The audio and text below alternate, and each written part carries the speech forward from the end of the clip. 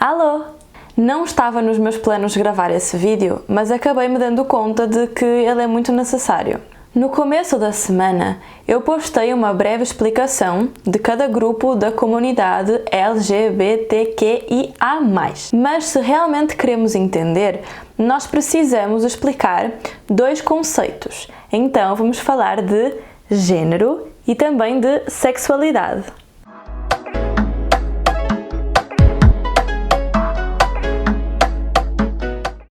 Até os anos 80, todas as pessoas que não correspondiam ao padrão heteronormativo, ou seja, todas as pessoas que não sentiam atração física ou romântica por alguém do sexo oposto, elas eram qualificadas como transviadas. No começo dos anos 90, surgiu a sigla GLS, gays, lésbicas e simpatizantes. Então, bastava você não se opor à existência dessas pessoas que você já estava integrado no grupo. Era então necessário criar uma sigla mais inclusiva e que refletisse uma verdadeira militância. E assim surgiu a comunidade LGBT, que inclui várias sexualidades e também várias identidades de gênero.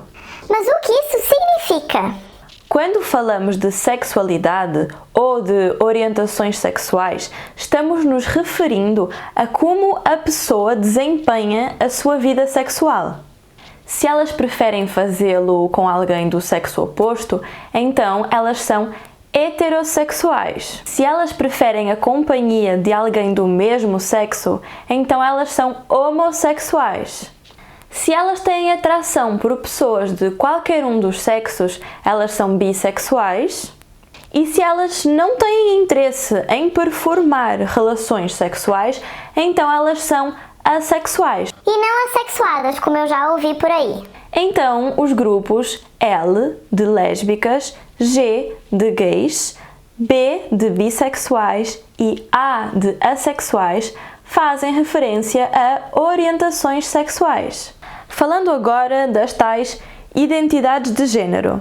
Primeiro temos que entender a diferença entre o sexo biológico e o gênero, que é uma construção social. Então, quando nós falamos de sexo biológico, tem a ver com as nossas características físicas ao nascer. Quando o médico puxa a gente para fora, ele vai falar em função dos nossos órgãos genitais qual o nosso sexo biológico. E em função disso que o médico vai falar, né, em função dessas características, nós vamos ser reconhecidos socialmente como meninos ou como meninas. Esse é o nosso gênero. E esse gênero que é atribuído aos bebês desde o momento que eles nascem vai influenciar na maneira como eles vão ser educados e socializados durante toda a vida. Então, basicamente, ao perceber que existem diferenças biológicas entre os seres humanos, nossas sociedades criaram duas categorias sociais, o homem e a mulher, assim como todo um sistema daquilo que deve representar a masculinidade e a feminidade. E sempre tem pessoas que me perguntam: mas Carol, a diferença entre os comportamentos dos homens e das mulheres, ela não tem a ver com fatores biológicos? E aí eu aconselho o estudo Sexo e Temperamento da antropóloga estadunidense Margaret Mead. Essa autora estudou as relações entre homens e mulheres em 3 povos da Nova Guiné. E o que ela concluiu no final é que não existem comportamentos pré-determinados em função do nosso sexo. Cada cultura cria representações simbólicas associadas ao masculino e ao feminino, assim como um sistema de papéis de gênero. Então, por exemplo, em um dos povos, ela observou que eram os homens que cuidavam das crianças e da casa, enquanto que as mulheres iam trabalhar. E isso só demonstra que as mulheres não são naturalmente mais preparadas para as tarefas domésticas, né? E agora que vimos que os papéis de género, eles mudam consoante o lugar onde nós estamos, podemos também provar que eles mudam historicamente. Hoje nós somos levados a pensar que menino veste azul e menina veste rosa. Mas antigamente, o rosa era uma cor associada à masculinidade e à virilidade e o azul associado à feminidade e graciosidade. Então, as normas de género, elas são criadas culturalmente e não anatomicamente ou naturalmente. É a nossa sociedade que cria papéis de género diferenciados que vai influenciar no jeito como nós nos apresentamos ao mundo. Desde crianças, nós somos mais incitados a brincar com certos brinquedos que vão influenciar o nosso comportamento futuro. Não é por mero acaso que incitamos as meninas a brincar com bonecas que elas vão lá e vão cuidar, ou fazer cozinhados, enquanto que os meninos são encorajados a ter brincadeiras mais violentas, a jogar a bola, correr por todos os lados. A feminidade, ela é associada à tranquilidade e à delicadeza, enquanto que a masculinidade, ela é associada à virilidade e à força. Por isso também que as meninas são convidadas a expressar os seus sentimentos, enquanto que os meninos são impedidos de chorar. Estou apresentando tudo isso de um jeito meio caricatural, mas é para realmente entender essa ideia, né?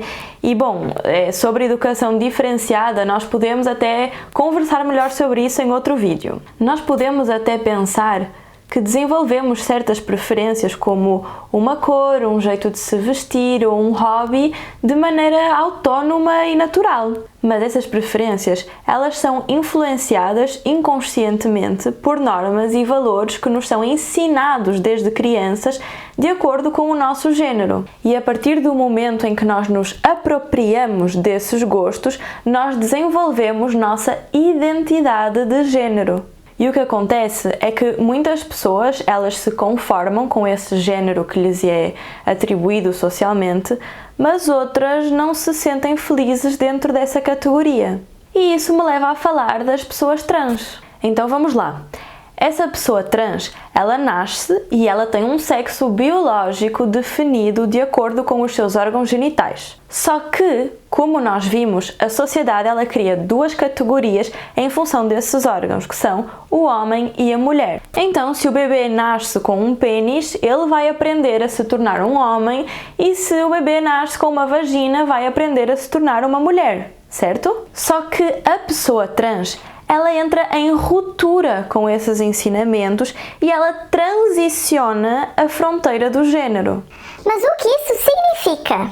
Significa que ela vai fazer o que estiver ao seu alcance para ser reconhecida pela sociedade como alguém do sexo com o qual ela se identifica. Então, a mulher trans, ela pode até ter nascido com as genitais masculinas, ela pode até não necessariamente querer uma intervenção cirúrgica, mas ela vai se apresentar e se comportar socialmente como uma mulher. E isso passa por várias coisas, desde o modo de se vestir ao modo de estar. Essas pessoas, elas se deram conta de que as particularidades do género, elas são culturais e não pré-estabelecidas ou naturais. E por isso nós temos poder sobre essas normas e nós podemos mudá-las. E agora que vocês entenderam melhor o que é isso do género, voltem lá na publicação sobre a comunidade LGBTQIA+, e eu tenho certeza de que vai ficar bem mais claro. Resumindo tudo isso, dentro da comunidade LGBTQIA+,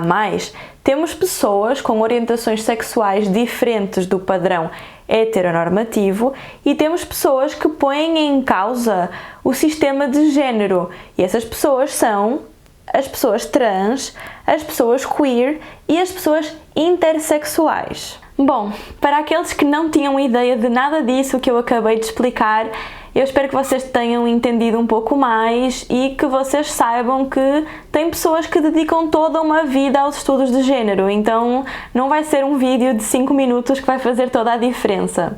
Assistam o vídeo às vezes que forem necessárias, façam perguntas nos comentários e complementem também. Quero também deixar claro que o conceito de género, ele não surgiu para incentivar todo mundo a virar gay, como alguns falam por aí. e teríamos um mundo melhor se ensinássemos para as crianças que o que está errado não é fugir à norma, mas sim julgar e oprimir aqueles que não correspondem ao padrão.